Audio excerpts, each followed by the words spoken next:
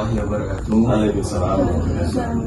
Perkenalkan kami dari kelompok 4. Di sini kami mau izin mewawancari Bapak tentang tema yang kami ambil, yaitu masalah sosial.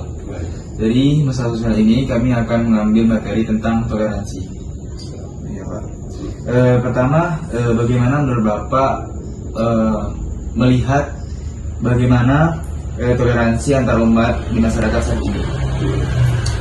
Ya, kalau kita lihat sekarang sejauh ini alhamdulillah cukup bagus sebenarnya. Ya, kalau di Indonesia sendiri toleransi itu sudah menjadi bagian yang tak terpisahkan dari bangsa kita. Karena memang bangsa kita ini bangsa yang majemuk.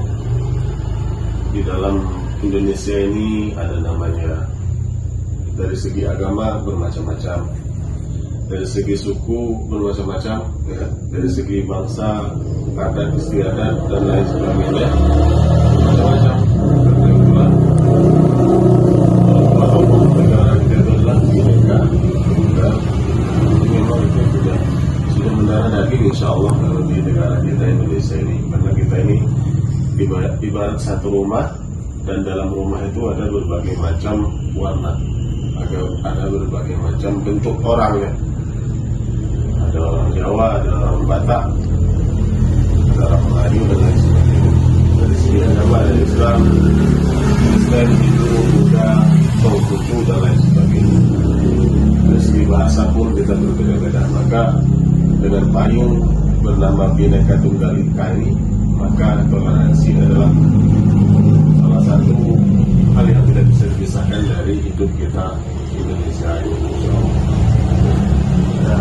Dari Pak, selanjutnya itu bagaimana menurut Bapak penyebab utama konflik antara umat beragama sekarang ini? Baik, konflik antar umat beragama itu yang pertama disebabkan oleh pemahaman yang sempit terhadap agama. Itu yang pertama. Yang kedua, karena pemahaman yang sempit ini akhirnya timbullah perasaan bahwa pemahaman dia sendiri yang betul. Ini antar umat beragama nih, ya.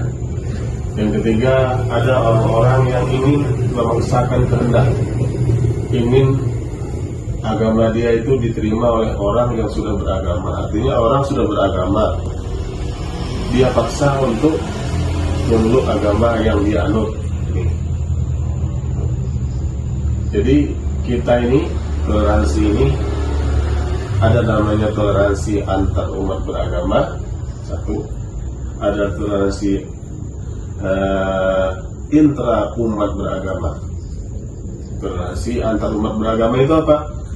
Toleransi antar umat beragama adalah toleransi antara agamanya yang beda-beda. Tapi kalau toleransi intra umat beragama adalah toleransi di dalam orang satu agama. Kayak kita Islam ini satu, tapi pemahamannya beda-beda, kan? Kita ada yang NU, ada yang Muhammadiyah, ada yang dan lain sebagainya. Orang Kristen juga sama. Orang Kristen itu ada Kristen Katolik, ada Kristen Protestan, teman-teman kita itu. Ada yang dia Pantekosta dan lain sebagainya. Nah ini kalau tidak bisa dan tidak paham toleransi intra umat beragama tadi, bisa menyebabkan perpecahan, gitu ya. Yang pertama, pemahaman yang sempit.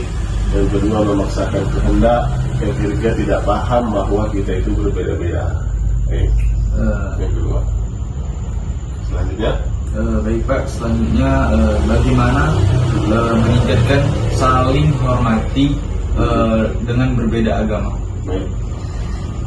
Agama, kalau kita berbicara dari agama Islam, yang pertama kata Al-Quran, la ikraha fiddin, tidak ada paksaan dalam beragama. Kita boleh beragama apapun, ya kan? Silakan mau masuk Kristen, silakan mau lock out gitu. Artinya apa? Kata Al-Quran, lakum dinukum, waliyadin, bagimu agamamu dan bagiku agamaku. Artinya apa? Konsenlah sendiri dengan agama kita, jangan ganggu agama orang. Salah satu bentuknya apa mengganggu agama orang? Kita sholawatan di gereja, itu terganggu orang Kristen itu. Atau orang Kristen mengadakan misa di masjid, nggak boleh kayak gitu.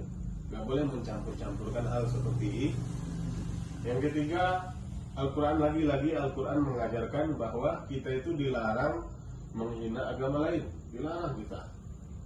La tasubbul ladzina yad'una min dunillah. Jangan kau hina Tuhannya orang lain, kata Al-Quran. Kenapa? Wa yasubbullaha adwan bighairi ilm. Kalau kita hina Tuhannya orang Kristen, kita hina Yesus, kita hina patung Buddha, maka orang itu akan menghina Allah lagi, akan balik menghina Allah tanpa pengetahuan. Wa yasubbullaha adwan bighairi ilm. Akhirnya apa? Kita menghina mereka, mereka menghina kita, berbenturanlah kita, terjadilah resistensi, terjadilah gesekan yang menyebabkan toleransi itu tidak tercipta. Maka jangan menghina orang, supaya apa? Supaya kita bisa tetap bertoleransi. Itu selanjutnya. Baik, selanjutnya seberapa besar peran pendidikan Iya. dalam membentuk sikap toleransi beragama, Pak? Baik, sangat-sangat besar. Dalam Al-Quran, Islam sudah mengajarkan, tadi kita sebut, kita tidak dipaksa untuk beragama, silahkan memilih agama pun. Kita tidak boleh mengganggu, tidak boleh mencampur adukkan ibadah kita dengan ibadah orang lain. Yang ketiga, kita tidak boleh menghina agama orang lain.